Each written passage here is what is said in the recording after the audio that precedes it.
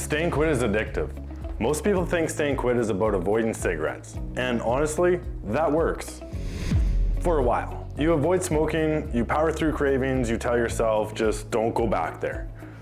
But here's the part no one really explains. Avoidance keeps you quit short term, and addition is what keeps you quit long term. Like, you don't need motivation, you just need alignment, and that's what we're doing here, together. Why avoidance fails. You can avoid cigarettes. You can white knuckle stress. You can muscle through those bad days. But life doesn't stay calm.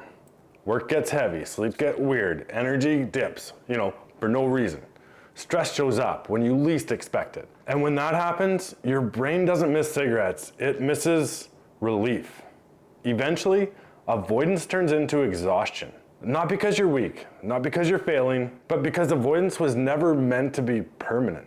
And if you've already made it 30, 60, maybe 90 days smoke-free, but something still feels fragile, the shift most people never make. Quitting smoking removes one thing from your life, but what it leaves in its wake is a vacuum that most people don't really name.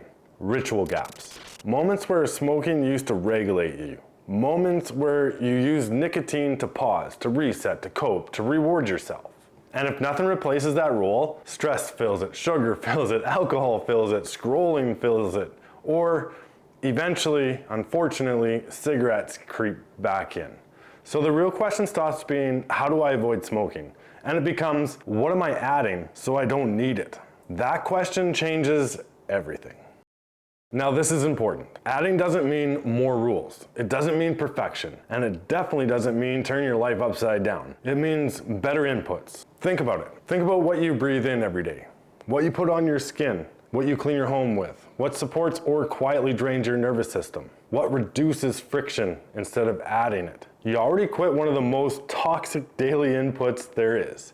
It actually makes sense to look at the rest now from a place of respect. Respect for the work that you've already put in, the identity reframe. Here's something that helped me, and it might help you too. Non-smokers don't consistently resist smoking. They think in a way that doesn't require it. Staying quit isn't about discipline forever. It's about building a life where cigarettes just no longer make sense, or there's no room for them. When your environment supports you, when your energy stabilizes, when stress doesn't feel so sharp, smoking stops feeling like a solution or a crutch, and it starts feeling like it's just out of place. For anyone that's curious, I've linked in the description the phase 1 tools that helped me get through those early days of quitting, without breaking. And more importantly, under the phase 2, you'll find the long-term support designed to help you reinvest in your health and environment. So staying quit feels natural and sustainable. Andrew and I look forward to connecting with you, of course, when the time's right.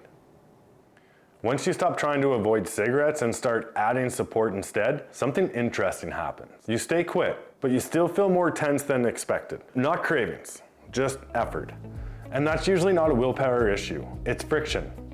In the next video, we're going to talk about the hidden friction most people never look at after quitting. The small, consistent stressors in your environment that quietly make staying quit harder than it needs to be. If staying smoke-free feels heavier than you thought it would, that's the conversation you don't want to skip.